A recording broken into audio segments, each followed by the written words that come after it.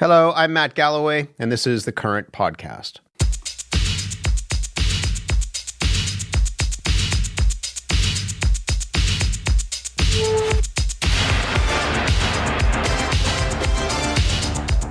That theme song. If you watch Canadian television anytime between 1985 and 2012, chances are that music brings back instant memories. Fashion television, hosted by Jeanne Beker, took viewers to the world's fashion runways every week and gave people a glimpse into the lives of the designers and models who created all that glitz.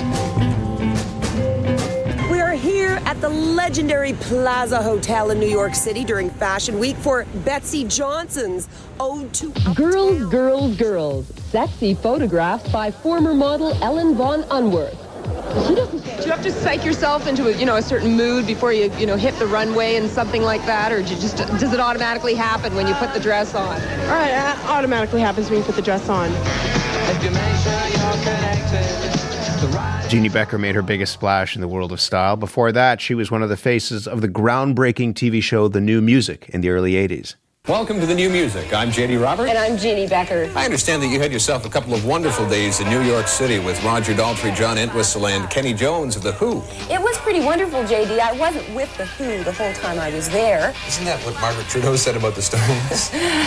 However, Roger Daltrey was very interesting. Back in the early 70s, 4 regular guys from New York got together with the intention of putting the energy back into rock and roll.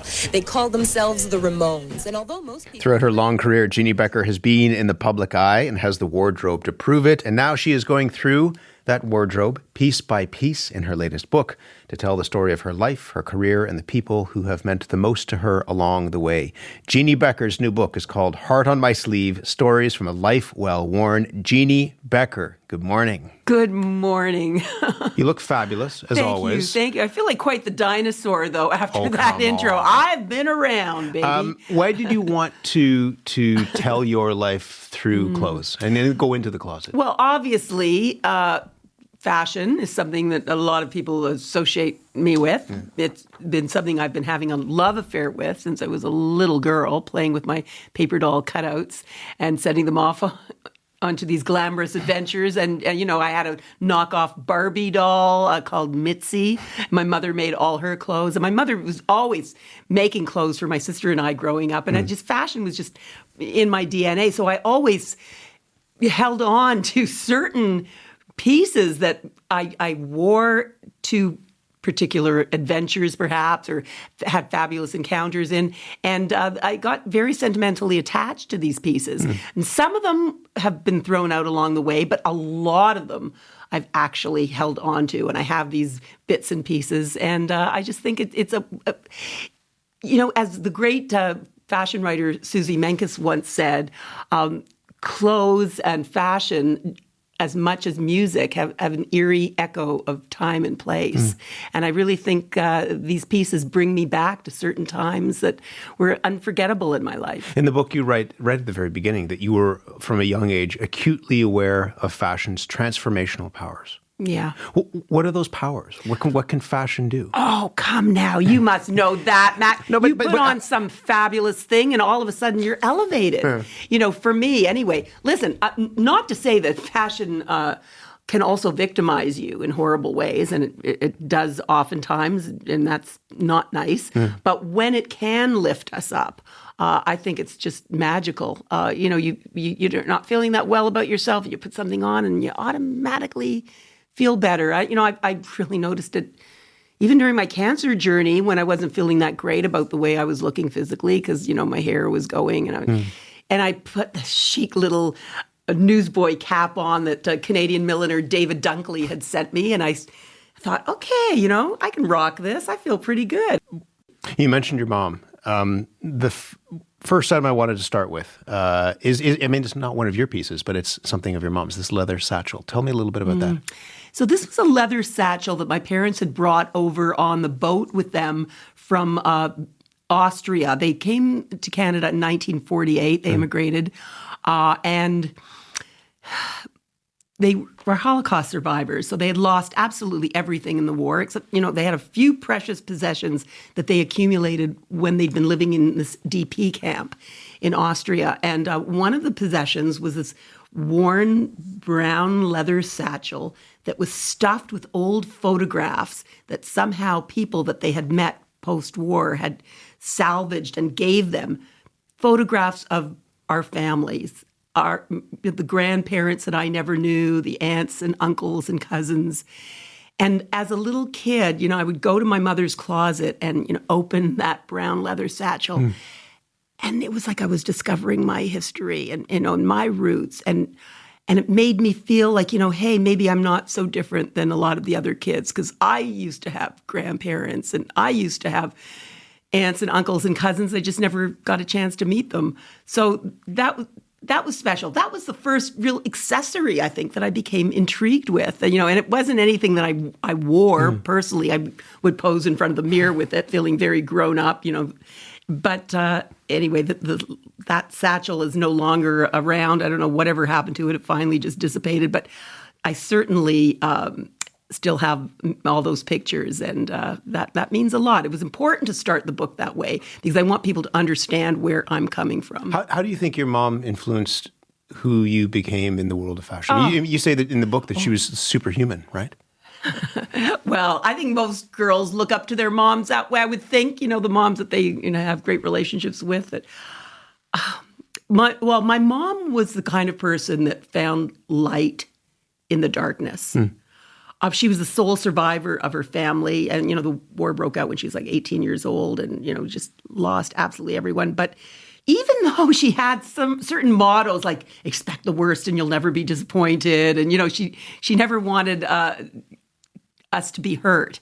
So she would try to, protect us in a way, but she also really encouraged us to dream and believe. And my father's motto that got them through the war was, don't be afraid and never give up. So with those four, if you dream, if you believe, if you're fearless and you're tenacious and you work your butt off, I think you can accomplish just about anything.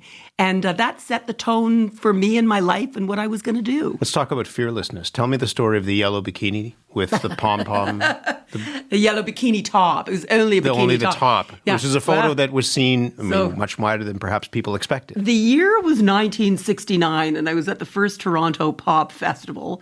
And Ronnie Hawkins hit the stage singing a really mean version of Hey Bo Diddley. And I just got up and started, boogieing my brains out. And I was close to the stage. There were 60,000 people at Varsity Stadium. But I was really close to the stage, and Ronnie spotted me. And he pointed to me. It was like, hey, you, come on up. And I was like, who, me? And my friend Esther was like, yeah, this is your big chance. Go for it. She's like pushing me from behind. So before I knew it, I was being lifted up on the stage by a cop and dancing for Ronnie Hawkins. And it was just a magical, magical time. I mean, now, fast forward to the next day, and my picture appears on the front page of the Toronto Telegram's entertainment section. And the phone rings in your house. And the phone rings because somehow they tracked me down. I was so stupid at the time. I guess I told the guy taking my picture on stage, like he said, what's your name and what's your address and what's your... So they must have looked me up. And I got a call from Ronnie Hawkins' manager, this guy named Heavy Andrews, who called everybody Baby Blue. And he said, hey, Baby Blue, we love all the publicity you gave us. Come on down to the Hawk's Nest, which was this place over above the Cock Door nightclub on Yonge Street.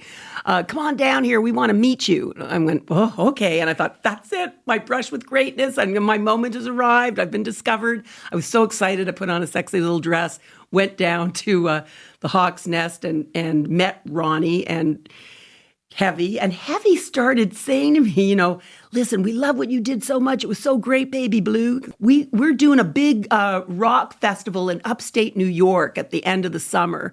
And we really want you to come to that and dance for Ronnie. And I went, oh, okay, this is my chance. I'll be a professional go-go dancer. And then there was a caveat, though. He said, but, this time we want you to take off that bikini top and dance topless. And we'll drop you out of a helicopter. And I thought, my mother will never be. My mother was totally outraged that, all the women in her Hadassah chapter had seen me in the paper dancing in a bikini top anyway.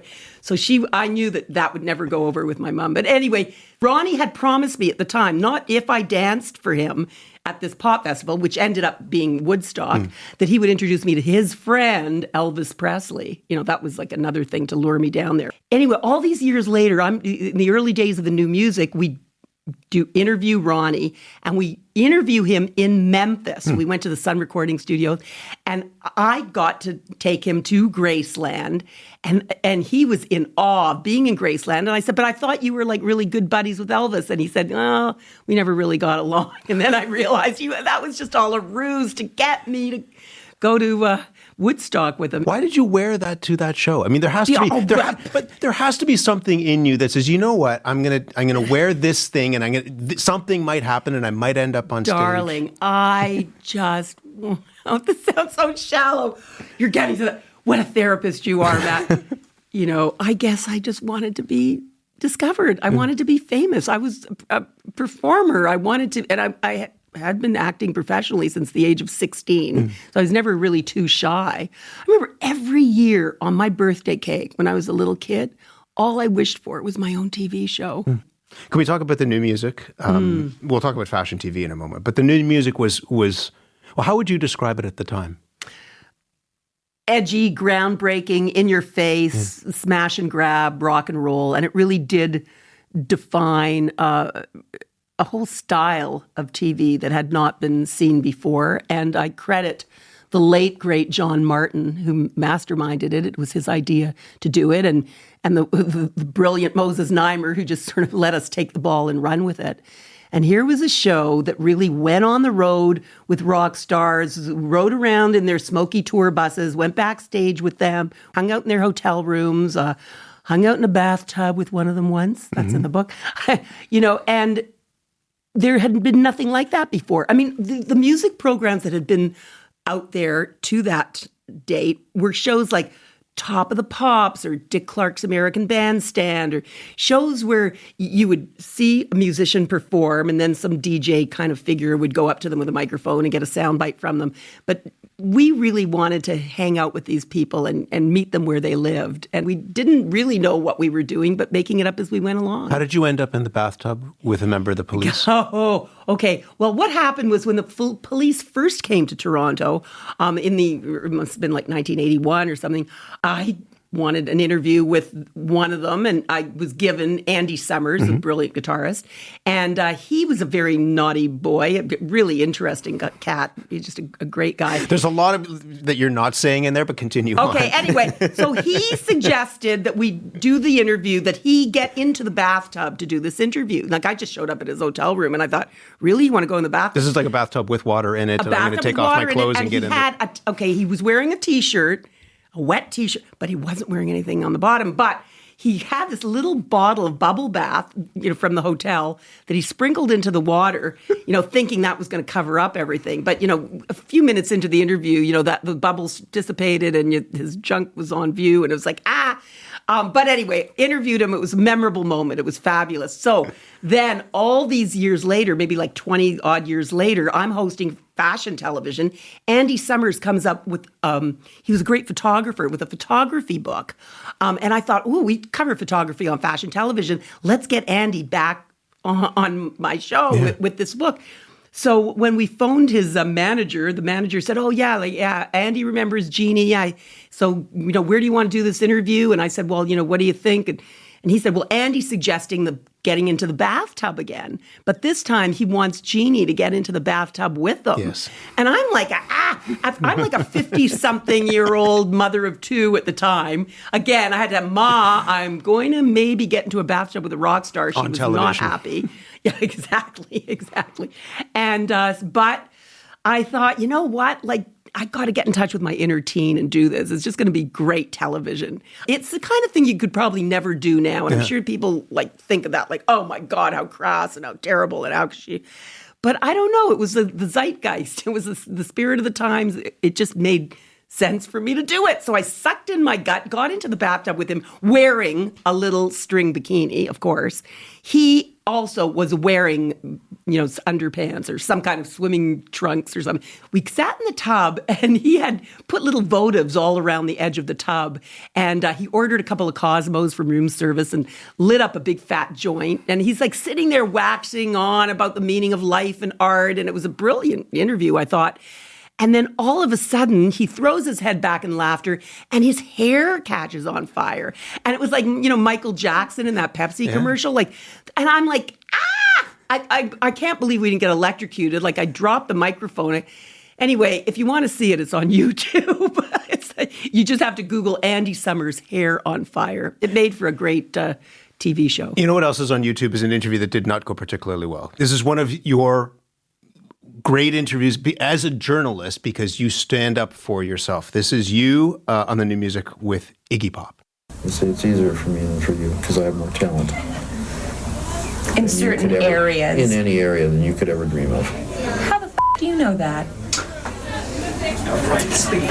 For the same reason that I have more talent than you could ever dream of. Oh, okay. Yeah. Well, that's not much of an answer. So I don't, so I don't think that way like you do, best or worst. I see. I think what I want to do or what I don't want to do. That's what's important. Mm-hmm. Not what I can do best or worst. Whereas, someone with real limitations would stick to what they do best very carefully. Jeanne Beker, that's you interviewing Iggy Pop, and shortly thereafter you say, that's a wrap, and that's the end of the interview. I said, gee, Iggy, I'm out of here. And he was like, oh, well, what do you mean? What did I say? How did I offend you? Listen, a few months before that interview, he was coming on to me like gangbusters at a festival called Heat Wave, So, or maybe it was the Police Picnic, one of those festivals. And so I always, thought, okay, I have a pretty good relationship with Iggy. I knew he was not the easiest guy to interview. Some of these rock stars, boy, did I ever learn in the trenches what that was all about. I mean, it was a great training ground for me. But at that time, when I first met Iggy, when he was all very nice to me, I was wearing this tight pair of vinyl pants, and I was looking, pretty hot, I thought. And so he was interested in me. But what happened during that interview or leading up to that interview was I was at my parents' house for Friday night dinner, and I was dressed like in these boring, olive green suede trousers with a little red cashmere sweater. And I got a call from John Martin, my new music producer, saying, okay, Iggy's going to give you an interview, but you got to rush down to the Danforth Music Hall, be there by midnight because he's just coming off the stage and he'll do the interview. And I went, what do you mean? I haven't seen the show. I'm not ready for this. He goes, I don't care. Get right down here right now. So, of course, Duty called, drove down to the Danforth Music Hall and walked into a room that was just all filled with guys. And they were all like drinking heavily, and there was Iggy, was like drinking his Jack Daniels out of a paper cup.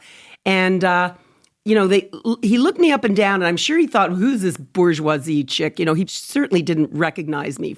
And I just launched into this interview with him, and he had said that he had started writing a book. And I made the gross error of saying to him, oh, was that your first attempt at writing? I just said, and he said, attempt? And the interview really went downhill, and he got really rude. I mean, it was really not nice. And I thought, I'm not going to take this. I'm out of here. I said, okay, Iggy, that's a wrap. And looking back at that video now, I'm so proud of myself for doing that, because at the time, I was embarrassed. I felt bad about myself. I thought, this is awful. But you stood up for yourself. But I did stand up. And you know what? I got to say, I might have done some screwy things in my career and in life, as most people do. But I always have stood up for myself. And I think that's one of the most important things you can do. So, yeah. Can we talk about fashion television? Mm-hmm. I, in university, and I'm sure it was because we were very interested in fashion, first year university in residence, we would all gather in the room and the television would be on and we would watch fashion television. And maybe it had to do with the fact that there were models that were going down the runway in various states of undress. But it meant a lot. I mean, what did that show mean to you? It was a huge, huge sensation, not just here, but all over the place. It was a time in fashion that I don't think will ever be repeated. It was the golden age of fashion. Those years that we did the show, we did that show for 27 years. So from 1985 to 2012, it was an extraordinary time. no one had covered fashion in that way before. I wasn't a fashion journalist. I wasn't asking questions like, why beige? Or, what about that silhouette? Or what was the inspiration? I mean, for me, it was just about the scene. I was an entertainment reporter. And that's how I wanted to cover it. And the personalities on the scene, like the iconic figures, the designers and the models and the all the people that make up that world, was just crazy for me. Much more drama than the rock scene could ever have. I thought, this was the next big thing for me. So I again realized that we were trailblazing by covering fashion in that way, because no one had covered it as entertainment. A couple years later, Tim Blanks came along and did Fashion File with CBC, another great show. But Tim was a bona fide fashion editor. I was an entertainment reporter. We saw it through a different lens. But you managed to make a connection with the people that you were talking to. Because they appreciated that, because I was asking questions that were unexpected, that were different, I just wanted to know, who these people were as human beings. I wanted to expose the humanity behind the artistry. One of those larger-than-life people is Karl Lagerfeld. Tell us about the garment that you talk about in the book is a black and white dress, and you had this encounter with him where he needed a prop and you needed to step in and help him. Okay, so two different stories with Karl Lagerfeld there. Yeah, another one of those designers I just felt I had such a bond with. He was so wonderful, and I know he told me he always appreciated my enthusiasm, so that was nice. I first had my long down interview with him, the first one that I did with him, back in 1989 when I was like 7.5 months pregnant and just, about to pop there. And I had gained a ton of weight, and I was sitting in the corner of his couture atelier on the eve of his couture show. And it was a sweltering hot day in July in Paris, and there was all these chic little girls buzzing around dressed in their little black and white outfits. And there I was dressed in some drab olive green maternity outfit, feeling just horrible, like a beached whale. And his assistant felt bad because Karl had kept us waiting so long. He was invariably late for everything. And he said, okay, would you like to borrow something from Chanel to wear for this interview? I went, borrow something from Chanel? I said, I'm never going to fit in anything from Chanel. Oh, no, come with me. And he took me into this back room that was just rife with these racks that were laden with couture creations, like dazzling. It's so much eye candy, you couldn't believe it. I was gobsmacked. And I said, oh my God, how ironic. I get to try something on from Chanel, but I'm never going to be able to fit into any of this. And we were rifling through the stuff, and all of a sudden he pulled out this dress and he goes, this could wear, try this. And it was this very boxy cut, a black crepe, gorgeous dress with a white satin chevron running down the middle. So it would be very slimming with those signature pearl and gold Chanel buttons and a big black organza camellia at the neck. Anyway, I tried this dress on, just hoping and praying that somehow I'd get the buttons done up. And voila, it fit perfectly. So I came out of the dressing room feeling, talk about the transformational quality that clothing can have, like feeling like fabulous. Did the interview with Karl in that dress and got along so famously with Karl. At the end of it, Karl, said, c'est fabuleuse, that sera un cadeau. And you hear the word cadeau in the fashion world, and it's like, you get very excited, right? That's like a present. So he gifted me with that dress. And I said, have you ever designed maternity? He said, well, I designed a maternity dress once for Jerry Hall, but no, never designed maternity. And I thought, hey, this could be a whole new line for you. Anyway, it was an incredible moment, And then fast forward again to around about 1995, and I was doing backstage color commentary for the VH1 Fashion Music Awards, and Karl was there with Claudia Schiffer, and he couldn't find his fan. Always had a fan. He always had a fan. In the early days, he abandoned that fan, but in those days, always had a fan. Some said it was to hide his double chin. Oh, sorry, Karl. Whatever it was for, he maybe didn't want to get too close to people, and he couldn't. And he was like, "Merde, I can't go on. I don't have the fan." So I saw some sheets of cardboard that were, I guess they were going to be used as little cue cards or something, lying nearby. And I quickly ran over because I thought, I don't want to lose. We're going live on the national TV. And I took a piece of paper and started folding a fan like a little kid does, and I handed it to him. And he was so delighted by that, it had saved the day, and went on and did the interview, and everyone was happy. You repaid his gift. How do you think about, and you write about this in the book, how do you think about staying relevant? To me, that's very important. Yeah. And I met the love of my life because he used that pickup line on me. Listen, I was 63 years old by the time I met him, and I'd been around, and I'm at an age when I was concerned about being relevant. I mean, I think we all want to be relevant in some way and somehow. What does it mean to you? To matter. And matter not to others. It's nothing to do with that, Matt. It's to myself. I want to be able to keep doing the work that I love because I so love doing it. And I want to be able to really find meaning in my life every day. So I don't want to waste time doing meaningless things. I got the Order of Canada, way back in 2013, 2014. And I remember what was said to me at that ceremony. And it was like, yes, you're getting this little pin, but it's because now it's the symbol that you have to keep reaching higher. Like, it's just not enough. Like, I never wanted to rest on my laurels, not ever. I never wanted to think that you've arrived, because once you've arrived, I think it's time to leave. So that's, I guess, what keeps me going still at this age, And my wonderful partner, Ian McInnes, came up to me at a moonlight gala. We were at the McMichael Gallery, and I was there feeling very down about myself. My mom had just died, and I didn't have a date, and there I was in a little black dress yet again by myself. And he walked up to me and said, "Hi, my name's Ian McInnes, and I'm on the foundation board of the McMichael, and I just wanted to congratulate you on your career because you've always kept yourself so relevant." And I thought, that's the sexiest thing any guy could say to a woman, especially of a certain age, to me anyway. And we've been together ever since. Do you think about aging in a not just an industry, but in a world where we spend so much time talking about youth and the power of youth? Aging is something that can either be destabilizing or it can be empowering.